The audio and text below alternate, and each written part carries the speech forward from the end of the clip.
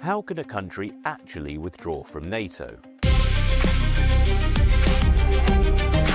US President Donald Trump has ramped up his harsh criticism of NATO in recent weeks against the backdrop of the war in Iran, going as far as threatening to pull out of the alliance after European countries and other Western partners refused to actively take part.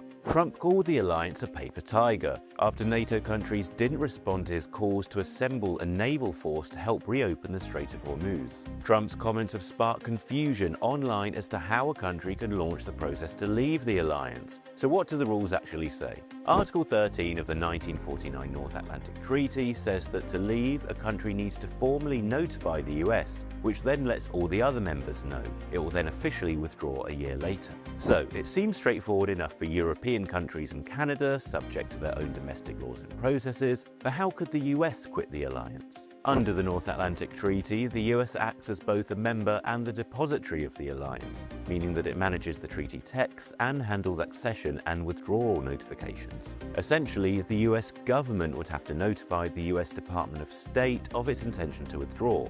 It would then fulfill its usual obligation of letting all the other members know.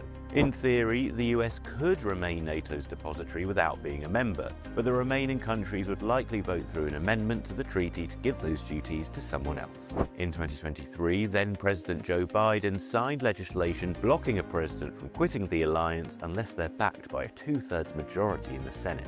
Nevertheless, even without an official exit, some commentators have warned that the US could instead apply further pressure on NATO, such as restricting its military exercises and refusing to honor the Mutual Defense Clause, fundamentally damaging the way the alliance works.